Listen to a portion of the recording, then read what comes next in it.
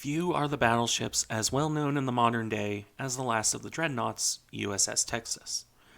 The only Dreadnought battleship to survive to the modern day, and the second oldest battleship after the Japanese Mikasa. Texas had a long and illustrious career and would earn her well-deserved rest as a museum ship in her home state. One of the first examples of such a fate for a battleship. She would be the first in quite a few ways, actually.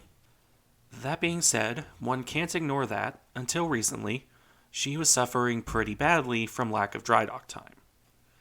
Now that she is receiving that, though, one can hope that Texas will continue to tell her story for many, many years to come. That story began as the second of the New York-class battleships, the only example of what one could consider a traditional super dreadnought in American service. The standards, for their part, are really a unique thing all their own.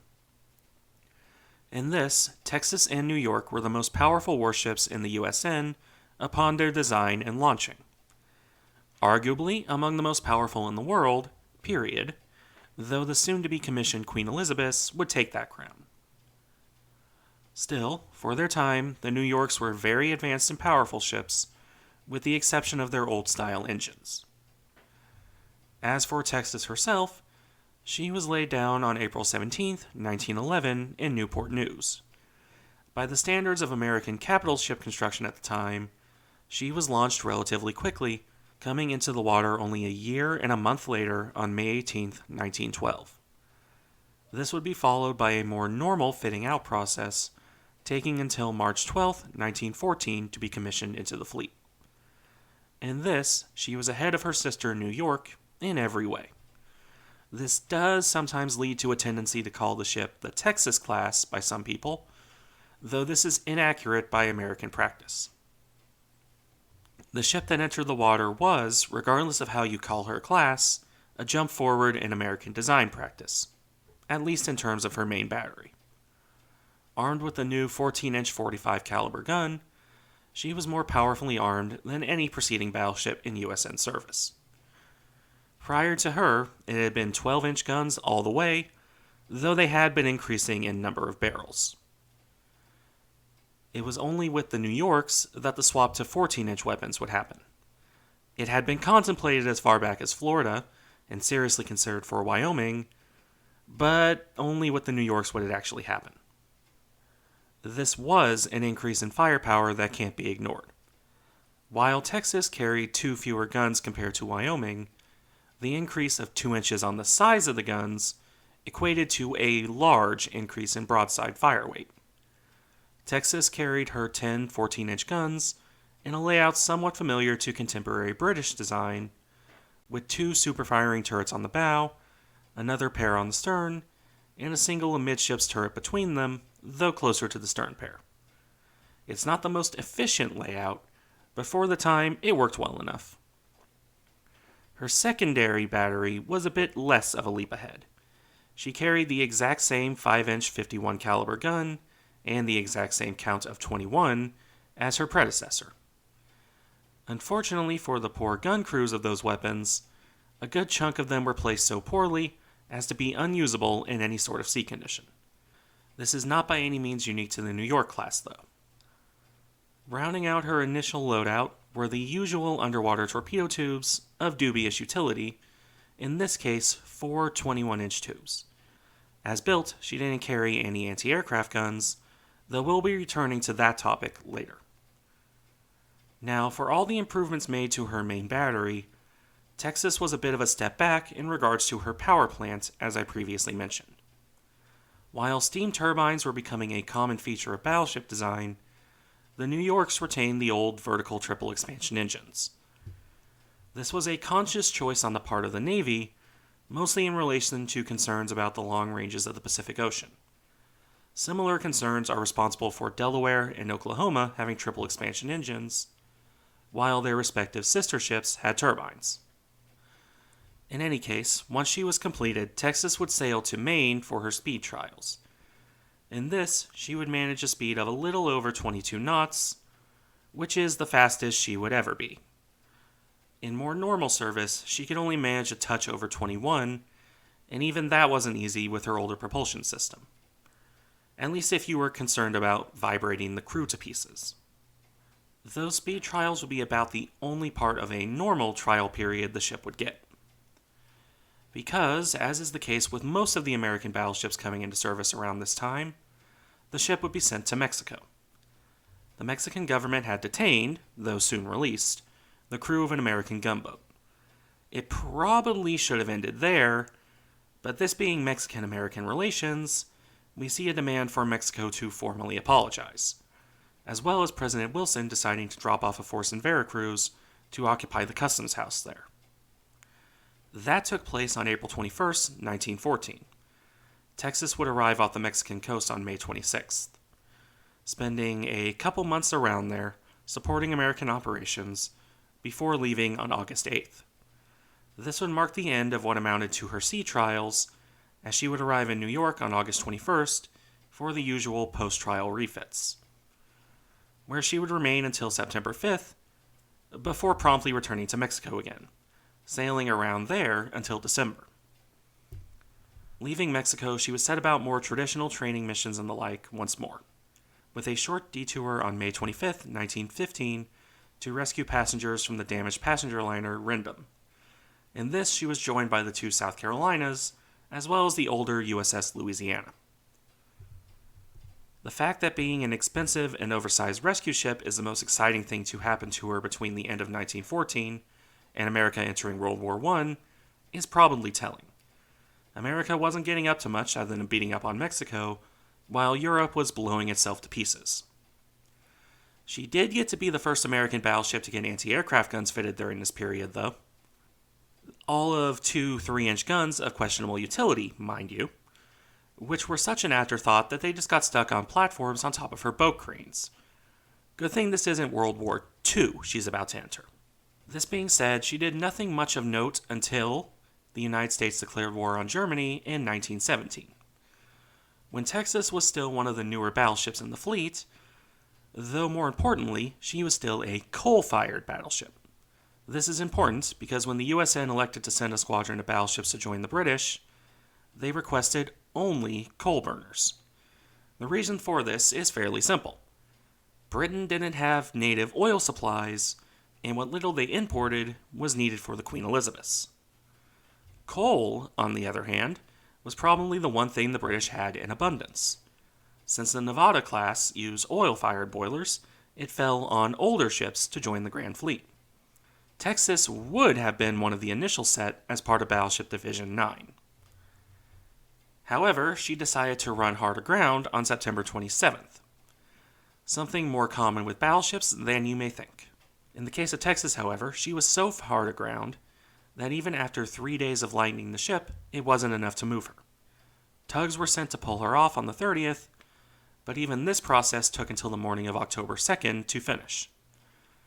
The damage from this was severe enough that she wouldn't come out of repairs until December, and the post-refit workup took until the middle of January 1918, at which point Texas would finally go to Britain to join the other coal-fired battleships. Here she would join up with, among others, USS Arkansas, which will start the beginning of a long and fruitful friendship. Upon arrival in Scapa Flow on February 11th, Texas joined up with what had become known as the 6th Battle Squadron of the Grand Fleet. Alas, this was 1918, so Texas would not get the chance to fire her big guns in anger. Not to say she didn't fire her guns at all, though. American gunnery training left something to be desired, and the British, having been at war for 4 years by this point, found it questionable. American crews were used to firing in practice conditions on a flat calm. Good for peacetime and tracking fall of shot, not so good for the North Sea, where the sea state is best described as temperamental. Texas would work up in short order, though, only to join usual American missions of convoy escorts and reinforcing the Grand Fleet whenever the Germans made some moves towards maybe, possibly, coming out and fighting. Her biggest moment of excitement in Britain would be on April 25th, when the High Seas Fleet decided to try and hit a convoy. In spite of attempts to push the Germans into battle, nothing would come of this. Scouts spotted the Germans hightailing it back to port, and with that kind of head start, they escaped in short order. The rest of the Great War proceeded in relative peace and quiet for Texas. She would get a spotting balloon at one point, which was fun, but otherwise not really much of note. Not until the war ended, and she would join the other American battleships in escorting the High Seas Fleet into internment on November 20th. This would be the closest she ever got to seeing the German fleet.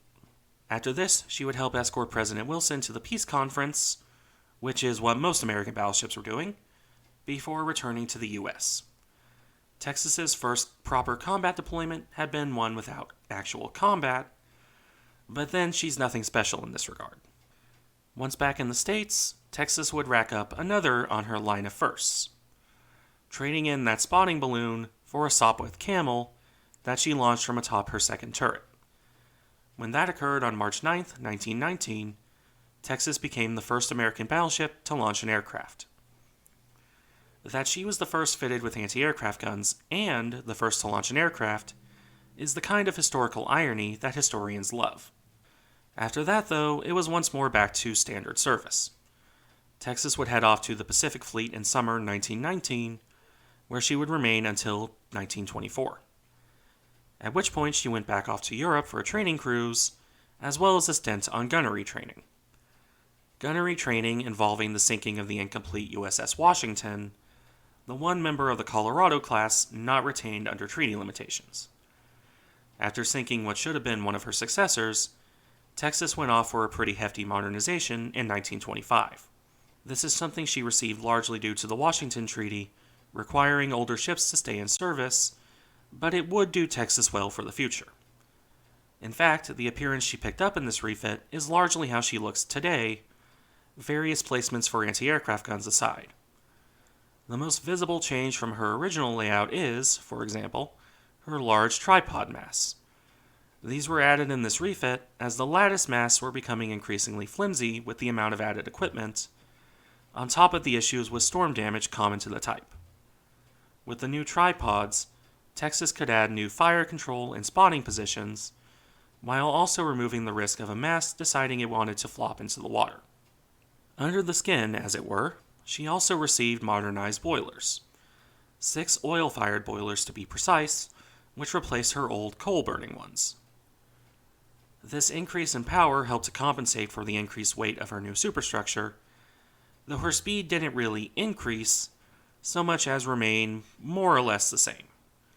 Considering this refit also added her torpedo blisters, that's a good thing. The final notable change would be to her secondary and anti-aircraft batteries. In the case of the former, a new casemate superstructure was added higher up in the ship, where 6 of her 5-inch guns were relocated. This is another distinctive visual feature of Texas post-modernization. Less visible were the addition of 6 more 3-inch anti-aircraft guns, bringing her total of such weapons to 8. Her torpedo tubes were also removed, which I'm sure was a relief to the poor schmucks who had to labor away down there. With this overhaul done, Texas would end up as flagship of the United States fleet. Note the use of the word fleet there, not navy. At this time, the USN had abolished the Atlantic and Pacific fleets, though not the Asiatic fleet, funnily enough, in favor of the joint United States fleet. The Pacific fleet more or less became the battle fleet, and the Atlantic became the scouting fleet. With a couple breaks here and there, Texas would remain in this role until the mid-1930s, which is actually pretty impressive for how old she was even at that point. Less impressive is her service for much of the time. Not through any faults of Texas, but simply because, as I always say in my videos covering the USN in the 1920s and 30s, not much really happened.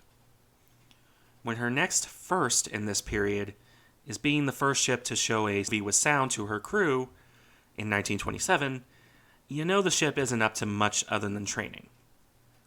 That said, in 1928, she did get to be the next in line to be a presidential transport, ferrying President Coolidge to Havana for the Pan American Conference. That was probably an interesting experience for the crew, but after it, well, it was back to the monotony of peacetime duty. Texas would rotate between Atlantic and Pacific from 1928 through 1930, when she escorted the, formerly German, steamship Leviathan into New York, as that liner was carrying the American delegation to the London Naval Conference. When she left the next year for the Pacific, though, Texas would spend 6 years based out of LA, continuing her training missions and exercises. It would only be in 1937 that she returned to the Atlantic, though by this point she wasn't the flagship of the United States fleet anymore, having given up that role during her Pacific service. Instead, she was flagship of the fleet's training detachment.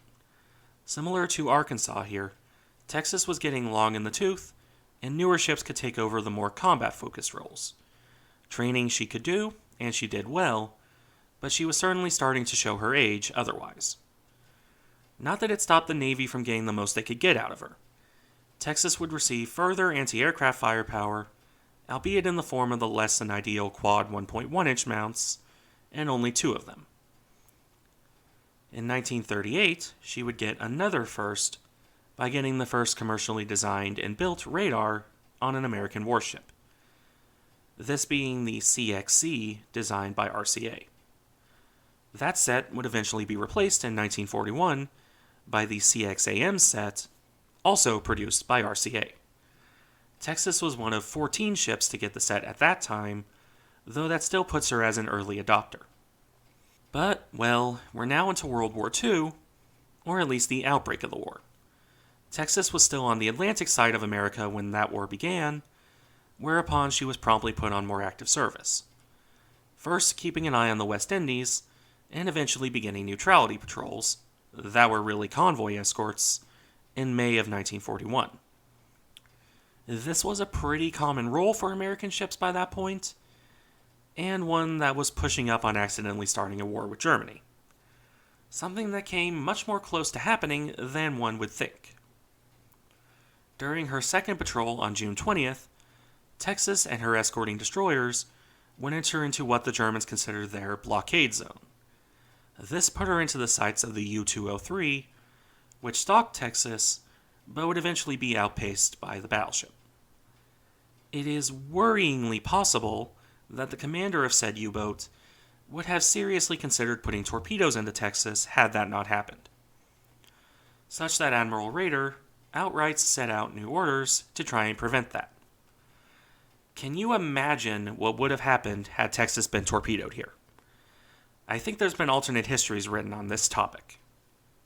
Of course, Texas was very obviously not torpedoed here. She would, in fact, escape any sort of enemy action while the Pacific Fleet was bombed at Pearl Harbor, being on a rest period in Maine at the time. The early period of 1942 would continue much the same as 1941 had, albeit that war was very much a thing now. Texas would continue on convoy escort, serving admirably as a "are you man enough to try me?" deterrent should the Germans risk their surface raiders again. As that didn't happen, her first real taste of combat would be the Operation Torch landings in October 1942. This being the first American landing operation of the war, the idea of a pre-landing bombardment was still something in its infancy. The Army insisted on trying to get surprise on the French defenders, and the Navy sat twiddling its thumbs until called upon. When the Army did belatedly call for gunfire support, Texas gleefully got the chance to actually use her guns in anger, and would spend the next couple days following the initial invasion sailing up and down the Moroccan coast, firing her guns whenever the Army called in for support. The end result of this, fire when called up, state of affairs, was that she'd only fire 273 rounds from her 14-inch guns. She would then return to America, though one more bout of excitement would come from an unlikely source. Some newbie reporter named Walter Cronkite would be aboard Texas during her service off North Africa. A young reporter, he was rather eager to get his report back home. In this, he was in direct competition with a reporter aboard Massachusetts, who was probably equally eager to talk about her duel with John Bart. With the faster battleship ahead of Texas, a brilliant plan took place. Shoving Cronkite into the passenger seat of a Kingfisher scout plane, firing said scout off Texas's turret-mounted catapult, and outpacing the newer battleship by air. Thus would Cronkite be the first one to get a report on Operation Torch in, while also kickstarting his own long and well-known career. Texas, meanwhile, would return back to escort duty through 1943 and wouldn't get any major duties again until mid-1944 with the Normandy invasion. I will note, though, that she had one more thing to talk about before then: becoming the patron saint of American DACA. Texas was, by this point, refit pretty heavily in terms of her anti-aircraft defenses.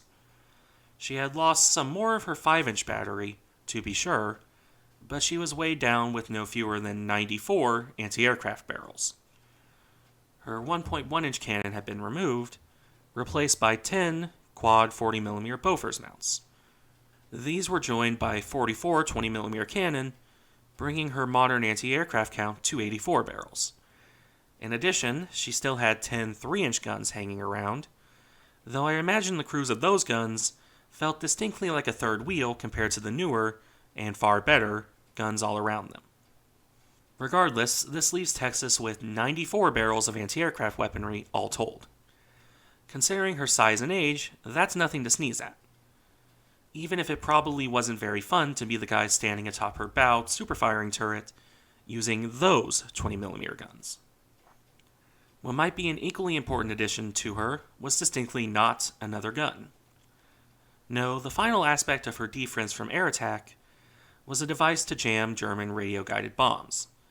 The lessons of Italy were still fresh in mind, and no one wanted to have a bomb do to Texas what had been done to Roma, or even what had been done to Warspite. In any case, after spending some time reprising her gunnery training with British ships, Texas would set off to join the invasion without her scout planes. Those pilots, along with those from the other American bombardment ships, had been stuffed into a temporary position of fighter pilot. Specifically Spitfires, because flying a slow and sluggish Kingfisher to spot shell fall, with Messerschmitts and Focke-Wulfs prowling the sky, was ill-advised. Probably was an experience going from a slow flow plane to a speedy Spitfire, though, even if they were still supposed to be doing scouting, not dogfighting. After a visit from General Eisenhower on May 19th, Texas finished her preparations for the invasion. She would join the bombardment force off Omaha Beach, joining up with her old friend Arkansas. The two old war horses would get a chance to shine here. Texas, operating with British support and some destroyers, would largely focus on Point du Hoc and the western end of the beach itself. In firing on the former, she would fire 255 14-inch shells in 34 minutes. That's both an impressive rate of fire of 7.5 shells per minute and the single longest stretch she would fire her guns in anger. Even with that, the battle atop that cliff would be bloody, and many of the Rangers would be wounded or perish in the process. Some of those wounded would, later, be brought aboard Texas before being passed on to better equipped hands, along with some POWs as well. Before that, though, Texas would join destroyers in getting dangerously close to Omaha Beach to provide more direct gunfire support. The destroyers would almost ground themselves, and even Texas would approach to only 3,000 yards from the beach. Her big guns were firing at functionally 0 degrees of elevation, as flat as possible, to deliver direct and precise gunfire support. In all, Texas would fire 445 shells from her main battery on June 6th alone. Over the following few days, she would continue to provide gunnery support, both close into the beach and further inland to deter enemy attacks. It would be on June 15th that Texas would perform one of her more well-known feats, that of flooding her starboard torpedo blister to elevate her guns just that little bit more to get more range. With the Army passing outside even that range, Texas was done trying to hate the Normandy coast out of existence. When she left on June 18th, Texas had fired a grand total of 690 14-inch shells, as well as 272 5-inch shells. Not a bad total, though by no means the most she would fire in an individual operation. It was also not her last stint in northern France. Joining Arkansas again, Texas would provide gunnery support in the assault on the port of Cherbourg. This would see the two old battleships dueling with the Germans, particularly a set of 11-inch guns in Battery Hamburg. While Arkansas would avoid direct hits here, Texas would suffer too. One that exploded in her superstructure, though it miraculously only killed one man, her unfortunate helmsman. The other one punched through her bow, coming to rest in the quarters of one very lucky warrant officer, since the shell didn't actually detonate. It would be disarmed after the engagement and kept aboard as something of a lucky charm for the ship. In the course of this battle, Texas would fire 208 rounds from her main guns. Between her and Arkansas, they would destroy one of the German guns, though the other three would largely escape damage. It was still sufficient enough to help convince the Germans to pull out, but not before they wrecked the port. The rest of Texas's service in Europe would be uneventful. She continued to serve with Arkansas in support of Operation Dragoon, the far less famous invasion of southern France, but this was against such light resistance that she only fired her guns on the first day, at which point she retired to first Italy and then back to the United States. Here, she would get a much-needed overhaul, including replacing her very worn-out gun barrels with new ones. New ones that she proceeded to wear out again, as her next mission was to head out into the Pacific for more shore bombardment with her friend Arkansas. The two battleships would join other older and newer battleships in bombarding Iwo Jima, then Okinawa. The former was good service, of course, but as I mentioned in Arkansas's video, Iwo Jima was not a battle won by shore bombardment. It is, in fact, an example of the limitations of shore bombardment on a truly well-dug-in enemy. While Texas would fire her guns quite a lot, expending nearly 1,000 rounds of 14-inch and a similar number of 5-inch shells, the Marines would still have to dig the Japanese out, inch by painful inch. Don't get me wrong, Texas and the other battleships were very important here, and their gunfire very much did help. Just not as much as 2,000 shells would imply. Okinawa, meanwhile, would see Texas fire even more shells. For 2 months, Texas and other battleships, including Arkansas, would provide gunfire support. They would fend off kamikaze attacks, with Texas downing 1 on her own, and 3 with assistance from the other ships. She would avoid any hits here, even as the other bombardment ships suffered. Ashore, the ground pounders probably appreciated Texas quite a bit. What with the fact she fired 2,019 14-inch and 2,640 5-inch shells in support of their advances. Texas would ultimately fire something like 5,000 shells when one takes into account around 500 3-inch shells as well. With her guns presumably needing a break, Texas would pull out and be sailing around Leyte, again with Arkansas, when the war ended. She would thus not get the chance to bombard the home islands as well. While not quite as old as her friend here, Texas was still old and thoroughly worn out by this point. With Arkansas and New York expended in the Crossroads tests, Texas would be the oldest battleship left to the USN. Considering that all of the remaining standards and most of the fast battleships went into reserve and would be pulled out first if something required them, Texas was probably destined for the scrapper at this point. Then the state of Texas stepped in. The Battleship Texas Commission was established by the state legislature to care for the ship, raising the money to tow her to San Jacinto over the course of 1947. Texas would arrive at her new home on April 20th, 1948. In this, she would see her final first. The first permanent battleship museum ship in the United States. Decommissioned from the USN, she became the ceremonial flagship of the also ceremonial Texas Navy. I would normally say she remains there to this day, as is the case with most high-profile museum ships. But that isn't quite the case here. You see, the commission would prove not quite up to the task of maintaining the ship. Texas would rot away pretty badly at her berth. Pipes would burst, her wooden deck would rot, and metal would rust. It eventually reached the point that, unable to fund a proper deck replacement, the commission instead decided, concrete works, and gave the battleship a concrete deck replacement. That promptly cracked and caused even more issues with rainwater intrusion. It would only be in 1983 that the ship was transferred over to the Texas Parks and Wildlife Department, who would survey the ship and find that her watertight integrity was shot, the hull was open to the sea in multiple locations, and compartments were full of rainwater. It was bad enough that she needed to be dry docked, since just repairing her in place was not going to cut it. 5 years and $15 million in fundraising later, Texas was towed off to dry dock, and nearly sank in the process after springing a pretty severe leak at her engine rooms. By the time she got to the floating dry dock, there was only 6 inches of clearance preventing her from ramming it in the process of entering. A 14-month refit would follow, removing more than 375,000 pounds of rusted metal and the concrete deck, as many repairs were performed. New metal was put in, rust was cleared out, and a new wooden deck was fitted.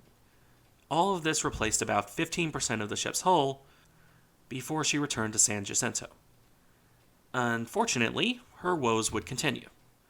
Texas would start deteriorating again, to the point that a dry berthing plan began to be floating around in the early 2000s. During this process, it was determined that the ship was so badly rusted out, she couldn't support her own weight without serious repairs. Pictures of her listing pretty badly are well known, I would think. It wouldn't be until 2019, 9 years after a serious leak in 2010, that Texas would have funding secured for the move. And it wouldn't be until late 2022 that she was actually pulled into dry dock. With San Jacinto lacking in visitors, Texas will move to a new home after this is done. But that's a topic for another video. More specifically, I'm going to do a follow-on video to this one early next week. That will go over Texas's current condition, as we are aware of, and the plans for her future, since this one is already very long. I hope to see everyone in that video. Thank you for watching. Remember to like, comment, and subscribe if you enjoy the content, and I'll see you in the next one.